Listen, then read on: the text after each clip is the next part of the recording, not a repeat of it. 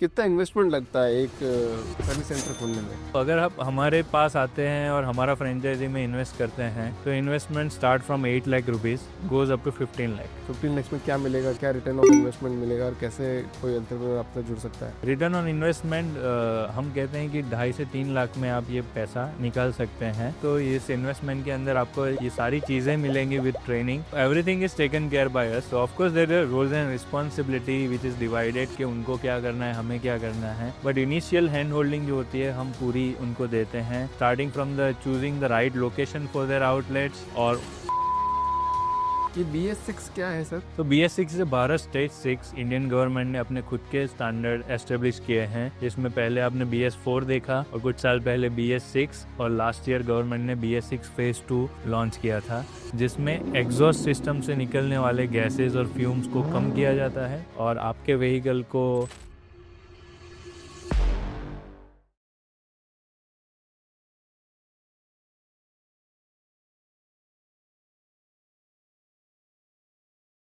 कौशल जी, बहुत बहुत स्वागत है आपका द फाउंडर्स ड्रीम के अंदर। Thank you very much for inviting me in this podcast. Kaushal sir, कैसे हैं आप? I am great. लाइफ चल रही है, आई एम ग्रेट। गाड़ियाँ कितनी ठीक कर रहे हैं? बहुत सारी। नहीं, you can not just even imagine. Imagine भी नहीं कर सकते? Yeah. इमेजिन तो कर सकते होंगे सर, मतलब नंबर्स में 1 लाख गाड़ी, 5 लाख गाड़ी, 10 लाख गाड़ी। हाँ होगा। कितनी गाड़ी अभी अपन सही कर रहे हैं सर तो पर डे? टिल डेट अभी हमने 2 लाख से भी ज़्यादा टू व्हीलर्स को सर्विस किया होगा और हमारे सारे आउटलेट्स मिला के if will consider on a monthly basis we service around 400 to 500 vehicles a day. वाह! तो आपने एक शानदार जॉब छोड़ के, वेल सेटल्ड जॉब छोड़ के बिजनेस की शुरुआत कैसे कर दी sir? So coming from Gujarat and जहाँ पे गुजरात का जो एनवायरनमेंट है उस हिसाब से from early stage of my life I wanted to do the business, but because I do not come from the business family, मुझे लगा कि पहले पढ़ाई कंप्लीट करके थोड़ा सा एक्सपीरियंस लेना चाहिए। So I became an automobile engineer and started working with the companies. और वहाँ पे मुझे बहुत सारे ऐसे इंसाइट्स मिले कि इस इंडस्ट्री जो मैं इस इंडस्ट्री टू व्हीलर इंडस्ट्री में काम कर रहा हूँ, वहाँ पे बहुत सारे ऐसे लूप होल्स हैं जिसको मैं कवर अप कर सकता हूँ और जहाँ पे बिजनेस बन सकता है। So then I would not say a single point, but बहुत सारे ऐसे पॉइंट्स मिलते गए जिससे मैंने डिसाइड किया कि टू व्हीलर इंडस्ट्री के अंदर ही बिजनेस स्टार्ट होना चाहिए और वहाँ पे मैं कुछ डिफरेंस क्रिएट कर पाऊँगा। तो आपको एक गुड आइडिया आया अनऑर्गेनाइज सेक्टर के अंदर। यस। तो आप अनऑर्गेनाइज सेक्टर में गुड आइडिया आके फिर उसको स्केलेबल करके कैसे पॉसिबल हुआ सर ये? आइडियाज़ ऐसी चीज़ है कि जो आते रहते हैं। आइडिया किसी की औकात ही नहीं है। तो हाँ। सो आइडियाज़ बहुत सारे होते हैं सबके दिमाग में, but to execute them is most challenging part. और टू व्हीलर इंडस्ट्री में क्योंकि मुझे बहुत सारा माइंडसेट चेंज करना था और कस्टमर का माइंडसेट समझना था, so you have to be very passionate about it. जो आइडिया आपको आया है उसको एग्जीक्यूट करने को लेके, और you have to try so many things, you have to execute so many things. तो उसको स्केलेबल बनाने में मुझे काफ़ी सारा टाइम लगा। आज बिजनेस स्टार्ट किए हुए मुझे 10 साल हो चुके हैं and we are still figuring out कि उसको और बड़ा कैसे बनाया जाए। वाह! सो अब मतलब $8 बिलियन की इंडस्ट्री है ऑलमोस्ट ये टू व्हीलर सर्विस सेगमेंट के अंदर। आपकी कंपनी का नाम भी सर्वॉल है। या तो इसमें आपने कोई टेक्नोलॉजी का इम्प्लांट किया या नहीं किया? So initially we started with our own workshops. हमने कुछ वर्कशॉप खुद के अप एंड रनिंग किए, 3 वर्कशॉप तक हमने जब स्केल कर लिया तब मुझे लगा कि इसे और स्केल कर सकते हैं because the requirement is everywhere. क्योंकि $8 बिलियन का इंडस्ट्री तो है, बट इंडिया के रोड्स के ऊपर is around 22 to 25 crore two wheelers are running on day-to-day basis. So the opportunity is immense. But उसको scale करने के लिए initially we started with the franchising of our business model. Correct. और हमें लगा कि just the franchising the business model is not enough. So then from last 2 years we have started working on the technology part. So of course we have created an integrated platform, एक operating system बनाने का try किया जहाँ पे हम सारे stake holders को जोड़ पाएँ, starting from our sales to our franchisees to technicians, और उसको डे बाय डे अपग्रेड किया जाए ताकि जो नीड ऑफ द आवर है टेक्नोलॉजिकल एडवांसमेंट उसको भी हम कैटर कर पाए. तो फ्रेंचाइजी मॉडल आपने स्टार्ट कर दिया, Yes. तो कितने फ्रेंचाइजी आपने अभी तक बांट दिए sir? So right now we are having 30 franchises running. 30 franchisee Yeah. 10 साल में? Not in 10 years. हमने 2021 से बिजनेस मॉडल को फ्रेंचाइजी करना स्टार्ट किया था. सो आफ्टर 21 अभी तक हम 30 तक पहुंच पाए हैं. और 5 साल में आप 30 फ्रेंचाइजी बांट दी सर, तो मतलब सुपर ग्रोथ है. Yeah. क्या सक्सेस का फॉर्मूला क्या है सर आपकी? सो सक्सेस का फॉर्मूला बिजनेस का यही है, कस्टमर एक्सपीरियंस. क्योंकि टू व्हीलर इंडस्ट्री में customer experience is missing, trust is missing. तो अगर आपने कस्टमर्स को वो प्रोवाइड कर दिया, अच्छा कस्टमर एक्सपीरियंस के साथ साथ एक trustworthy service, so your business model is settle and आप उसे ग्रो कर सकते हैं. और जहाँ पे टीवीएस मतलब जो ऑलरेडी ब्रांडेड शोरूम है, उनका खुद का एक शोरूम, मतलब उनका खुद का एक सर्विस सेंटर है, तो पहला आदमी वही प्रेफर करता है कि मैं वहीं जाऊँगा, बाद में किसी मल्टी ब्रांड शोरूम के पास जाऊँगा जहाँ पे ट्रस्ट इशू सबसे ज़्यादा रहता है. तो इतना क्राउडेड होने के बाद में, इतना लोगों का ट्रस्ट होने के बावजूद भी आपने कैसे स्टार्ट किया सर? और आपने मतलब आपने कस्टमर को कैसे ट्रस्ट दिलाया कि भैया कि हाँ हम भी सही हैं? So you are absolutely right. India के अंदर बहुत सारे ओई ब्रांड्स हैं, and if will figure out, India के अंदर करीबन 4,000 to 5,000 two wheeler authorised dealerships हैं. करेक्ट. और उसके सामने there are 22 crore two wheelers which are running. So of course there is a huge gap between demand and supply. Correct. अगर हम industry record के हिसाब से देखें, डेटा के हिसाब से, तो almost 80 to 85% two wheelers are getting service at the नाके वाला two wheeler service centre and not going to the company authorise centre. So जो भी टू व्हीलर्स बायर्स हैं वो इनिशियली वारंटी पीरियड में 1 year 2 year तक वो डीलर्स के पास जाते हैं. Correct. But there they are not getting required maintenance quality. वहाँ पे उनको अच्छा कस्टमर एक्सपीरियंस नहीं मिल रहा, या फिर इतना कन्वीनियंट नहीं है उनके लिए बार बार वहाँ पे जाके अपना टाइम स्पेंड करना.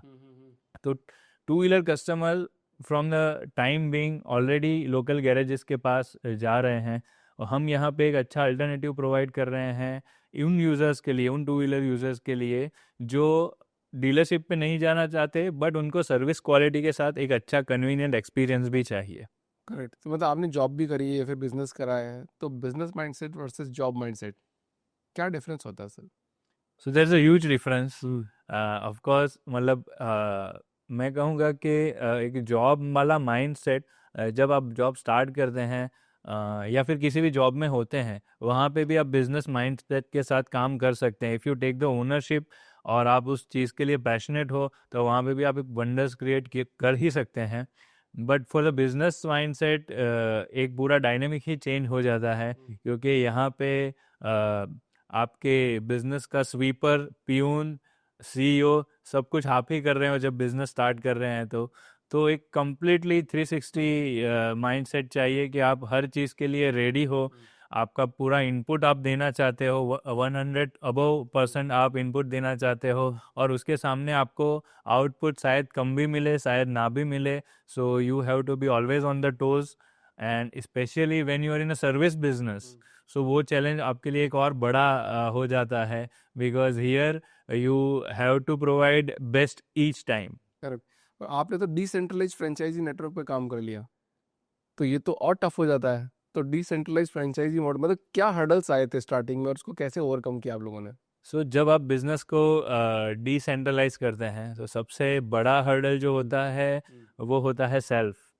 क्योंकि जब आपने खुद ही बिजनेस स्टार्ट किया है, सो मैं अपने बिजनेस के नुआंसेस के हिसाब से बताऊं तो you are the best mechanic.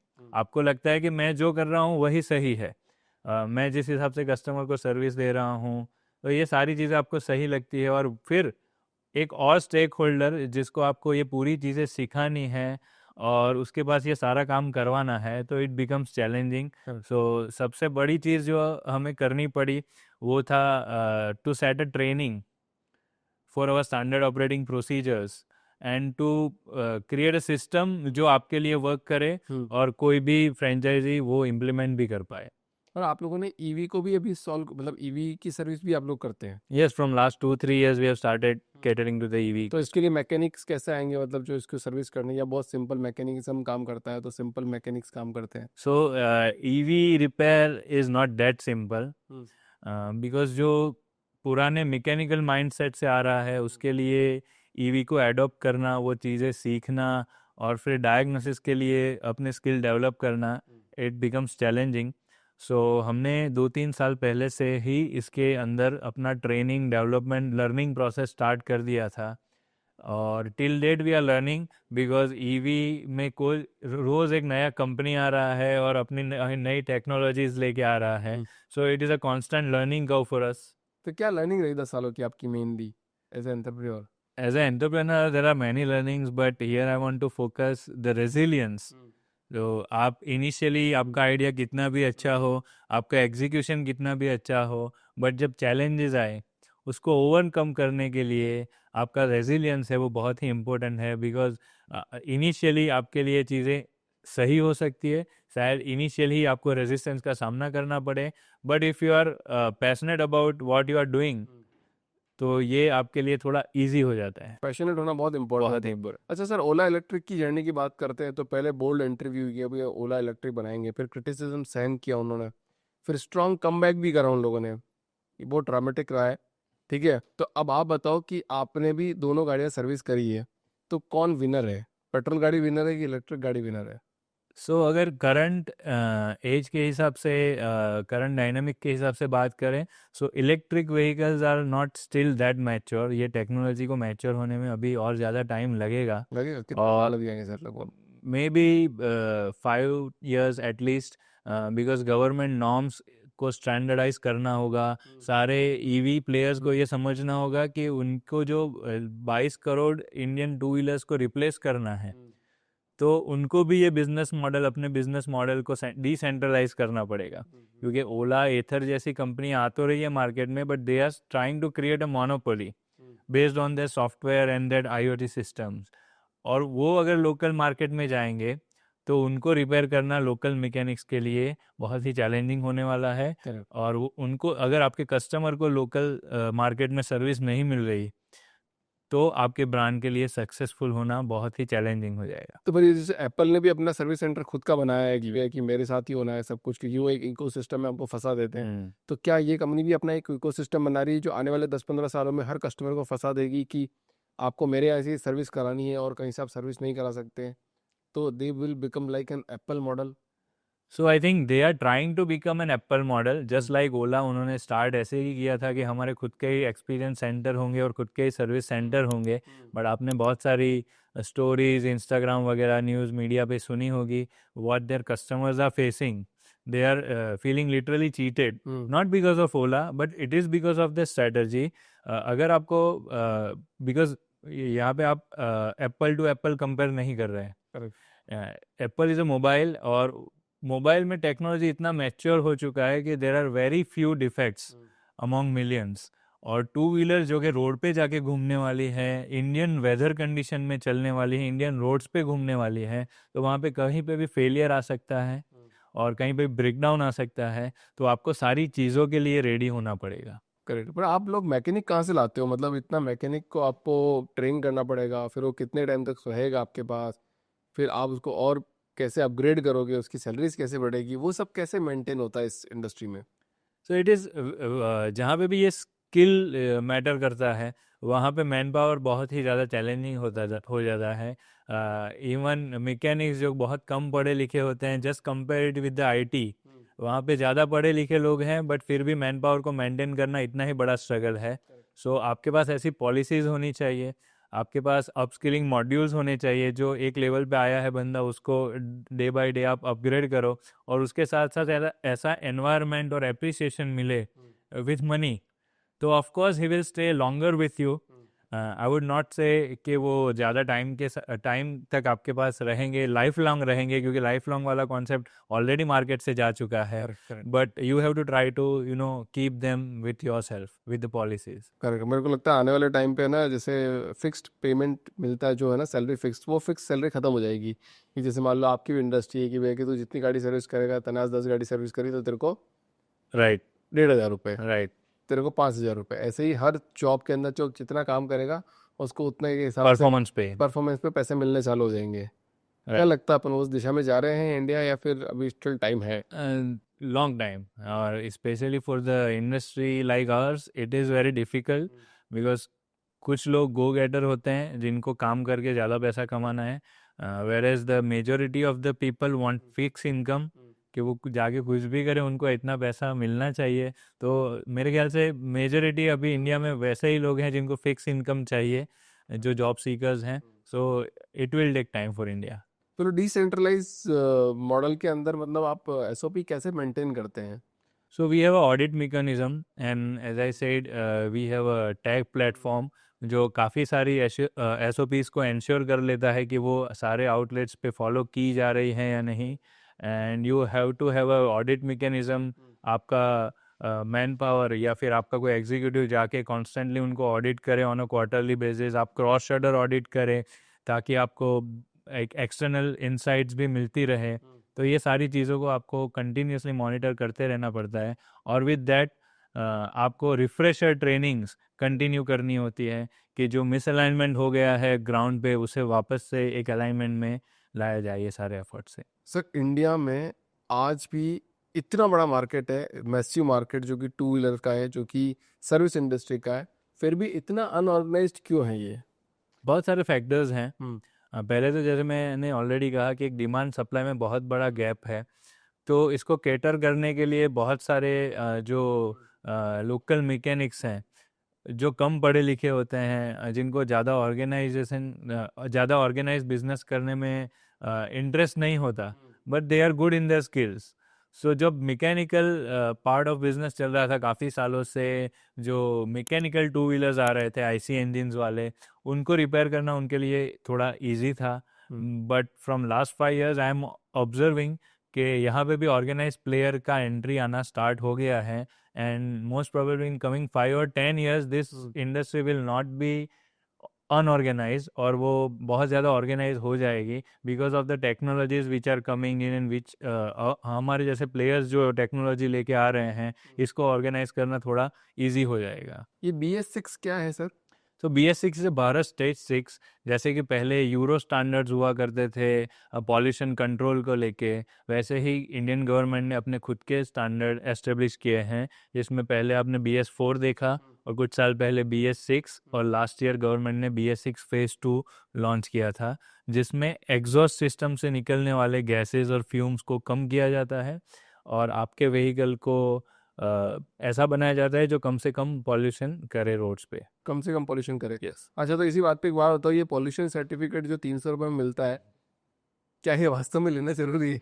As per the law yes it is, but in practicality आप देखें तो वो बहुत ही अगेन अनऑर्गेनाइज हुआ करता था। जैसे मान लो जितने भी वर्कर्स हैं, मैकेनिकल जो मैकेनिक्स हैं, तो क्या इनका पढ़ना इम्पोर्टेंट है, क्या डायरेक्ट काम करके पैसे कमाना इम्पोर्टेंट है? क्या इनकी भी पढ़ाई होनी चाहिए? ऑफ कोर्स होनी चाहिए, और कमिंग एजेस में ये पढ़ाई लिखाई बहुत ही इंपॉर्टेंट होने वाला है for the mechanics also, because अगर आपको इलेक्ट्रिक व्हीकल का सर्विस करना है और BS6 जैसे टेक्नोलॉजी को कैटर करना है, और अगर आपने पढ़ाई लिखाई नहीं की है तो ये आपके लिए इम्पॉसिबल होने वाला। पढ़ाई लिखाई करके कोई मैकेनिक बनना चाहेगा? नहीं, आपको इतने लेवल की पढ़ाई लिखाई नहीं करनी, ऑफ कोर्स आपको इंजीनियर नहीं बनना है, but you should be good enough कि आपको रीडिंग राइटिंग का पता हो और कोई भी स्किल आप नई सीखने के लिए विलिंगनेस आपके अंदर हो। बट स्टिल ऐसा देखा जाता है ना कि मतलब जो मैकेनिक है उनकी जो जॉब है वो एक अच्छी जॉब नहीं मानी जाती है। बट आप US में चले जाओगे, UK में चले जाओगे, बाहर चले जाओगे, वो जॉब करते तो थोड़ा प्राउड फील करते हैं राइट। कि यार हम जॉब कर रहे हैं, जो भी है, चाहे वो मैकडोनल्ड्स में बर्गर ही क्यों ना बेच रहा हो। राइट। तो क्या इंडिया में इसका मूवमेंट आपके थ्रू चेंज हो सकता है? I think we are changing it, but it is not on us. मतलब ये इंडिया का सोसाइटी सिस्टम ऐसा है कि यहाँ पे कुछ काम को नीचा और कुछ काम को ऊंचा माना जाता है। Otherwise the technicians are the as good as any other workers in the industry. अच्छा, ये आपने जो आपने फ्रेंचाइजी मॉडल बनाया उसका कोर एलिमेंट्स क्या क्या है और कैसे इसको डिसेंट्रलाइज करके बनाया? सो बेसिकली कोर एलिमेंट हमारा यही है कि हम जो सारे जो कस्टमर्स हैं, टू व्हीलर यूजर्स हैं, उनको एक quality service with the best customer experience. ये तो सब बोलते हैं ना कि क्वालिटी सर्विस दे रहे हैं, बेस्ट कस्टमर सर्विस एक्सपीरियंस दे रहे हैं, क्या टॉप ऑफ दैट और कुछ है आपके पास? बहुत सारी चीज़ हैं हमारे पास। बेस्ट सर्विस एक्सपीरियंस के लिए हमारे पास ट्रेनिंग, 28 पॉइंट चेकअप्स जैसी चीज़ें हैं जो व्हीकल्स में प्रिवेंटिव मेंटेनेंस को इंश्योर करती हैं। हमने एक ईआरपी सिस्टम बनाया है जो हमारे फ्रंट एंड की टीम को सारे एसओपीज फॉलो करने के लिए पुश करता है। तो ये सारी चीज़ों से हम डिसेंट्रलाइज बिजनेस मॉडल में भी ये चीज़ों को फॉलो कर पा रहे हैं। बट आप कैसे मॉनिटर करते हो कि एक व्हीकल अंदर आया और वो सही सर्विस होके बाहर निकला और वो वापस आपके पास नहीं आया हो? So we measure this matrix, जहाँ पे रिपीट रिपेयर्स को हम मेज़र करते हैं। फिक्स राइट फर्स्ट टाइम, यानी कि एक कंप्लेन के लिए अगर कोई व्हीकल आ रहा है तो वो वापस उसी कंप्लेन के लिए ना आए। तो ऐसे मैट्रिक्स को फॉलो करते हैं ताकि हमें पता चले कि कहाँ पे ये प्रॉब्लम्स बार बार आ रही हैं, उसे कैसे रेक्टिफाई करना है। अच्छा, 1 लाख से भी ज़्यादा व्हीकल्स को आपने सर्विस किया है, तो कोई डेटा पॉइंट आपके पास है कि सबसे ज़्यादा किस चीज़ के लिए एक टू व्हीलर आपके पास आता है? सो मोस्ट प्रोबेबली सबसे बड़ा जो कंप्लेंट्स हमने अभी तक रिसीव किया है is because of the washing related complain, not the quality और वर्कमैनशिप रिलेटेड कंप्लेन। तो इंडिया में ज़्यादातर यूज़र के लिए सर्विस यानी कि वॉशिंग होता है, ना कि उसके व्हीकल का रनिंग क्वालिटी कितना इम्प्रूव हो रहा है। तो मेजॉरिटी कंप्लेंट्स हमारी वही आती है। अदरवाइज बाकी क्वालिटी रिलेटेड कंप्लेंट्स तो स्कैटर्ड होती हैं। ऐसा नहीं है कि कोई एक ही चीज़ की बार बार कंप्लेन आ रही है। कोई भी ऐसा कोई पर्टिकुलर डेटा पॉइंट नहीं है कि इंजन ऑयल में ही खराबी आ रही है नहीं, या फिर चोक में ही खराबी आ रही है, ऐसा कोई डेटा पॉइंट नहीं कि इट इज़ बेस्ड ऑन जरूरी है? They are based on seasonal factors. तो जैसे कि विंटर है, आया तो बैटरी रिलेटेड प्रॉब्लम्स बढ़ जाएंगी। वहीं पे जैसे मानसून स्टार्ट होगा आपकी स्पार्क प्लग वगैरह रिलेटेड प्रॉब्लम बढ़ जाएंगी। ईवीज़ में आपकी मोटर रिलेटेड प्रॉब्लम्स बढ़ जाएंगी। समर आएगा तो ईवीज़ में बैटरीज बर्न होने के या हीट होने के चांसेस बढ़ जाएंगे। तो सीजनल फैक्टर्स बहुत सारे काम करते हैं ऐसी चीज़ों में। अच्छा, आज से 20 साल पहले जब कोई गाड़ी ली जाती थी सर, तब उसका लाइफ स्पेन 25 साल था। मतलब मेरे पास आज भी एक गाड़ी होगी जो मेरे पापा ने ली थी, वो CD 100, वो आज भी हमारे पास पड़ी है और चल रही है अच्छी। राइट, और आज कोई अगर व्हीकल ले लेते तो 5 साल में उसका इंजन बोल जाता है। राइट। तो क्या वास्तव में कुछ इंजन में इन्होंने ऐसा किया है कि जिसकी वजह से इंजन खराब प्रोड्यूस कर रहे हैं, या फिर शॉर्ट लाइफ स्पेन कर दिया है गाड़ियों का भी? I would not blame it to the OEMs because engine qualities are getting improved day by day. Indian mindset, time पे व्हीकल्स को सर्विस ना करवाना, ऑयल चेंज ना करवाना, यही ज़्यादा फेलियर्स के रीज़न मैं मानूंगा मेरे एक्सपीरियंस से। और लाइफ स्पैन 7-8 साल का ही हो गया है, is because of the lower quality of the material of the overall vehicle body. और इंडियन माइंडसेट भी चेंज हो रहा है। एक ज़माने में आपको नया व्हीकल लेने का डिसीजन तभी लेते थे जब नीड बेस्ड डिसीजन लिया जाता था। लेकिन आज एक इम्पल्सिव डिसीजन होता है व्हीकल परचेस करने का। कि 5 साल में गाड़ी चेंज कर लो। यस। पैसे की एक्सेसिबिलिटी ज़्यादा बढ़ गई है इस वजह से। अच्छा, कौन से टू व्हीलर सबसे ज़्यादा आते हैं अभी, मतलब ईवी आ रहा है आपके पास? So EVs are 5 to 10%। 5 to 10% are the EVs. और रोड्स पे भी शायद वही रेशियो है जहाँ पे हम ऑपरेट कर रहे हैं। फ्रॉम पास्ट 2-3 years हमने नोटिस किया कि 300-200 सीसी व्हीकल्स आना ज़्यादा स्टार्ट हुए हैं, because companies are also serious about this products. जो पहले निगलेक्टेड हुआ करता था, पहले इंडिया में 100 सीसी मार्केट, 110 सीसी मार्केट हुआ करता था, वो आज शिफ्ट हो रहा है 200-300 सीसी बाइक्स, सुपर बाइक्स ज़्यादा बढ़ रही है मार्केट में। क्या आपके इस पर्टिकुलर मॉडल को पूरे पैन इंडिया में स्केल किया जा सकता है? जी, 100%। क्या लेबर की कमी नहीं होगी आपको? लेबर की कमी नहीं है, उनको स्किलफुल बनाना is our skill. So I don't think labour is going to be an issue. But हाँ, उनको स्किलफुल बनाना एक चैलेंज होगा और वो किया जा सकता है थ्रू द मेथोडोलॉजी। सो हम स्किलिंग में बहुत सारा काम कर रहे हैं। We have our own training centres and we training centre सिखा रहे हैं वर्कर्स को? Yes. So we have our own training centres और हमने काफ़ी सारे स्किल इंस्टीट्यूट से टाई अप कर रखा है। और हम जिस नए एरिया में जाते हैं ट्राई करते हैं पहले वहाँ के जो इंडस्ट्रियल स्किल ट्रेनिंग इंस्टीट्यूट होते हैं उनसे टाई अप करके उनसे मैन पावर सोर्स करने का, जो कि एक लेवल तक वो पढ़ा लिखा जिसे कह सकते। तो एक मैकेनिक का एक ब्रांडेड शोरूम में काम करना और आपके साथ काम करना, आप अभी ब्रांडेड है बट आप मल्टी ब्रांड हो, या तो क्या डिफरेंस है? कोई ऐसा मैकेनिक बोलता है मैं तो टीवीएस की गाड़ी ही ठीक कर सकता हूँ, कोई बोलता है मैं होंडा की गाड़ी ही ठीक कर सकता हूँ, राइट। तो आपके साथ काम करने में और उनके साथ काम करने में क्या डिफरेंस रहता है? सो वहाँ पे टेक्नीशियंस जो होते हैं, जो भी हमारे पास वही डीलर्स के पास टेक्नीशियन आते हैं, they are very monotonous, singular focus के मैं होता है यही, ऐसा? हाँ ये ऑफ कोर्स होता है, but you have to groom them. After point of time they realise के सारा काम एक ही है। हर जगह पे थोड़े बहुत चेंजेस हैं, जैसे कि वर्ल्ड में रेसेस अलग अलग होते हैं पर डॉक्टर सेम ही रहते हैं, मेडिकल साइंस सेम ही है, वैसे ही यही है, बेसिक सारे फंडामेंटल्स सेम ही होते हैं। तो आपके फादर बिजनेस में थे, इस वजह से आप बिजनेस में आए, या फिर नो ही गुजराती माइंडसेट होने की वजह से बिजनेस में आए? So I think it is because of the Gujarati mindset. मेरे पहले मेरे फैमिली में कोई बिजनेस में नहीं आया था, कोई भी नहीं था? नहीं था। आप first yes, I am the first time. Entrepreneur? या वाह, तो कैसे, मतलब कैसे हुआ ये सब, शिफ्ट कैसे आया? It is because of my father's support only, I would say, कि मैंने जो डिसीजन लिया उन्होंने मुझे बैक किया।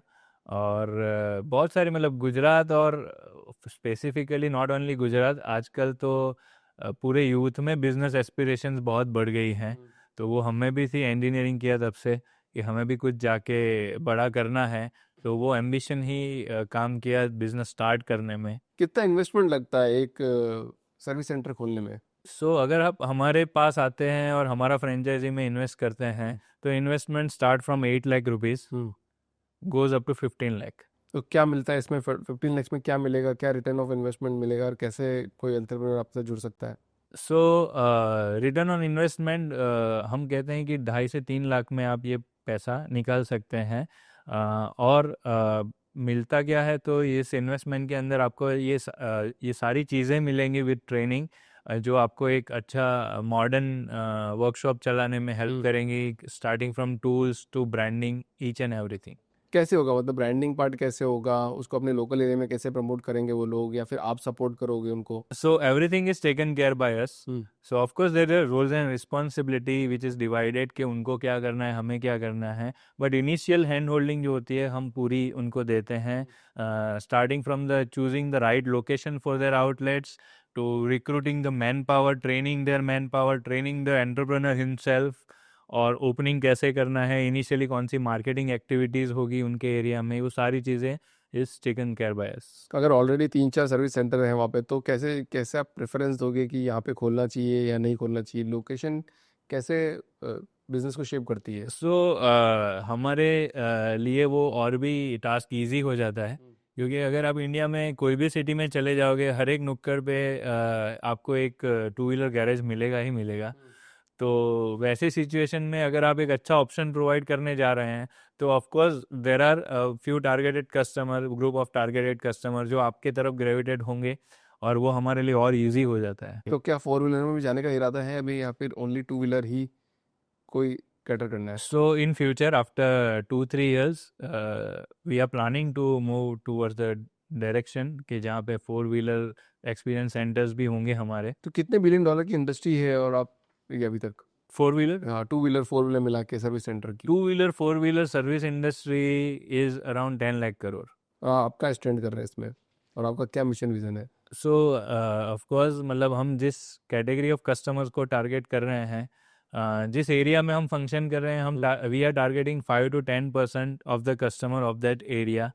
तो इन फ्यूचर भी हम वही टारगेट करेंगे जिस इंडस्ट्री में जाएंगे। ऐसे क्या आपको लगता है कि जैसे मान लो अभी तो ईवी चल रहा है, तो जैसे नए नए पेट्रोल्स आ रहे हैं, राइट, जैसे E20 आ रहा है, या राइट, फिर इलेक्ट्रिक में भी कोई नई चीज़ आ जाएगी, राइट। तो क्या मार्केट शिफ्ट होगा? मार्केट ऑलरेडी शिफ्ट हो रहा है। या पेट्रोल स्टेशन ईवी में चेंजेस हो जाएंगे? आई डोंट थिंक सो। मतलब आप गवर्नमेंट, सारी कुछ चीज़ें गवर्नमेंट पे डिपेंड करती है बेसिकली, बट गवर्नमेंट कितना भी पुश कर ले, ये 22 करोड़ 2 व्हीलर को सारे को ईवी बनाना, और वो भी इंडियन माइंडसेट के साथ, it is going to be very challenging. So if you will say after 10-15 years अगर रेशियो बढ़ेगा तो 30 to 50% तक जा सकता है। आई डोंट थिंक इससे ज़्यादा ये ईवी इंडस्ट्री बूम कर पाएगी इन कमिंग 10 ईयर्स। अच्छा, किसी को भी डिसेंट्रलाइज फ्रेंचाइजी मॉडल अगर ओपन करना हो, मतलब कोई अपने बिजनेस मॉडल में उसको डालना चाहता हो, तो उसको उसको क्या क्या करना चाहिए? First of all have a clear vision कि आपको आपकी ब्रांड के साथ क्या करना है। दूसरी चीज़, आपके पास सारी चीज़ों के लिए, whether you are in a product business or in a service business, you should have a process and system in place, standard operating procedures, training materials you should have, और उसके साथ साथ एक अच्छी टीम जो इसको डिसेंट्रलाइज करने में आपकी हेल्प करे। ये बेसिक सी चीज़ें हैं जो आपको स्टार्ट करने में हेल्पफुल होंगी। आने वाले 5 साल में कितनी बड़ी कंपनी बन जाओगे आप? So in next 5 years we are targeting 70 crores revenue, जो हम इस सर्विस इंडस्ट्री से फ्रेंचाइजिंग बिजनेस से लेके आएंगे। ये हमारा अभी का टारगेट है। 70 करोड़। यस। वैल्यूएशन के पीछे भागते हो, प्रॉफिट्स के पीछे भागते हो, या वैल्यू क्रिएट करने के पीछे भागते हो? Value creation and profit, valuation already आ जाएगा, मतलब इज अ बाई प्रोडक्ट। तो कंप्लीट बूट स्टेप बनाया आपने या फिर फंडिंग ली किसी से? So up till 2024 it was bootstrap, but when last year we got to have a chance of going to the Shark Tank, we आप got गए थे Shark funding. Yes, we were in season 4. Funding मिला को वहाँ से? No, not from there. उन्होंने मना कर दिया, आपने मना कर उन्होंने मना कर दिया। क्या बोल के मना किया था? So there were many conflicts because we are on already into the product business. हमारे पास खुद का परफॉर्मेक्स ब्रांड है जो हम प्रोडक्ट साइड रन करते हैं, एंड वी हैव अ सर्वॉल जहाँ पे हम 2 व्हीलर सर्विसिंग का फ्रेंचाइजी दे रहे हैं। सो वहाँ पे कॉन्फ्लिक्ट था और उसकी वजह से हमें वहाँ पे फंडिंग नहीं मिला। तो कितना डिमांड किया था आपने, कैसे डिमांड किया था, क्या एक्सपीरियंस रहा शार्क टैंक का? So we were demanding 1 crore at the valuation of 10 CR, बट हमें 20 CR पे फिर क्लोजिंग बाहर से मिला, तो फिर हमने शार्क टैंक पे just we were there for marketing purpose of our business. तो वो तो सभी मार्केट, अब तो ये तो फाइनल हो गया है कि कोई वहाँ पे पैसा लेने जा ही नहीं रहा है, ऑफ कोर्स, सब मार्केटिंग करने जा रहे हैं। क्योंकि वहाँ पे वैल्यूएशन नहीं मिल रही और बहुत सारे राइडर्स आ रहे हैं, रॉयल्टीज वगैरह, तो कोई मार्केटिंग के लिए ही जाएगा वहाँ पे। मैं तो जितने भी लोगों से मिला हूँ, मेरे को एक भी बंदा ऐसा नहीं मिला जिसने बोला कि हमने वहाँ से पैसा उठाया है। बोला हाँ चेक तो दिया था, बट हमने बाद में मना कर दिया कि 1 करोड़ रुपए नहीं लेंगे, अभी हमको बेटर इन्वेस्टर मिल गए हैं, बेटर मार्केटिंग हो गई है, बेटर चीज़ हो गई है। अच्छा, आपको फ़ायदा मिला वहाँ से, मतलब शार्क टैंक से कोई विजिबिलिटी मिली या फिर कुछ हुआ है? तो अनफॉर्चुनेटली शार्क टैंक में जाने के बाद हमारे साथ ये हुआ कि हमारा जो पिच था वो टेलीकास्ट नहीं हुआ। उसके अगेंस्ट में हमारा स्पॉन्सरशिप टेलीकास्ट हो गया सोनी लिव पे। सो पिच ना टेलीकास्ट होने की वजह से हम जो मार्केटिंग पर्पस के लिए वहाँ पे गए थे वो हमारा फुलफिल ऑफ कोर्स नहीं हुआ। टेलीकास्ट नहीं किया, telecast it is their own decision. तो शार्क टैंक में लगभग जब हम गए थे, हर साल कुछ ना कुछ ऐसे स्टार्टअप्स होते हैं 5-6 जिनके टेलीकास्ट नहीं होते because of their reasons, but last time मेरे ख्याल से देयर वाज अराउंड 180 शूट्स और वहाँ से 130 को ही टेलीकास्ट किया गया।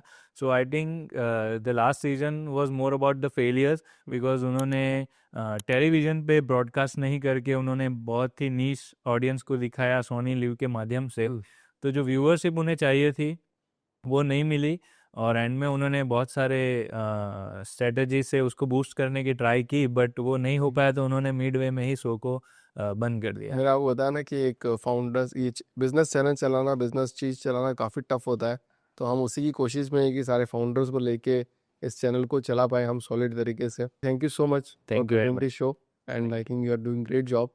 यू टू, रही है, थैंक यू, काफ़ी मज़ा आएगा आगे बिजनेस करने में, साथ में थैंक यू, मिलते रहेंगे sir. Sure, so much, thank you.